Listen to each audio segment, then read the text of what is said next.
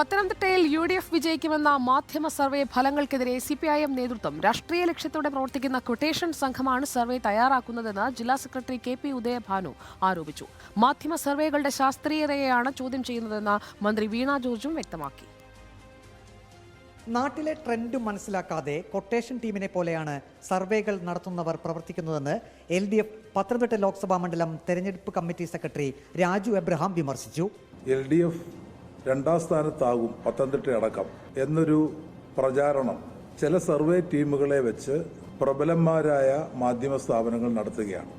തെരഞ്ഞെടുപ്പ് സന്ദർഭങ്ങളിൽ ഒരു കൊട്ടേഷൻ ടീമിനെ പോലെയാണ് ഈ ഏജൻസി പ്രവർത്തിക്കുന്നത്.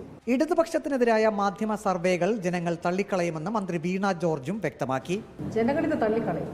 2019 സാഹചര്യം ഓർക്കുന്നു. അതായത് BJP രണ്ടാമത്, BJPയും UDFും ഇഞ്ചോടിഞ്ച്, ഏറ്റവും പുറകിൽ എത്രയോ ശതമാനം താഴെ LDF സ്ഥാനാർത്ഥി.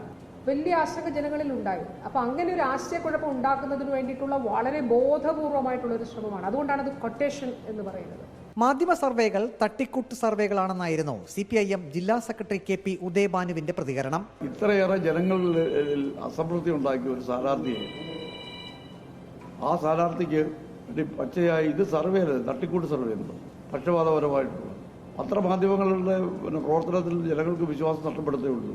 സർവേ ഫലങ്ങൾക്കെതിരെ നിയമപരമായി നീങ്ങണോ എന്ന് ആലോചിച്ച് തീരുമാനിക്കുമെന്ന് CPIM നേതൃത്വം വ്യക്തമാക്കി. എത്ര പേരെ കണ്ടാണ് സർവേ തയ്യാറാക്കിയത്, ഏതൊക്കെ നിയമസഭാ മണ്ഡലങ്ങളിൽ നിന്ന് സാമ്പിളുകൾ ശേഖരിച്ചു, എത്രയാണ് സാമ്പിൾ സൈസ്, ഇതെല്ലാം സർവേ നടത്തുന്നവർ കൃത്യമായി വെളിപ്പെടുത്തണമെന്ന് CPIM നേതൃത്വം ആവശ്യപ്പെടുന്നു. സർവേകൾക്ക് ശാസ്ത്രീയമായ അടിത്തറ ഉണ്ടാകണമെന്നും CPIM നേതൃത്വം പറയുന്നു. റിപ്പോർട്ടർ, പത്തനംതിട്ട.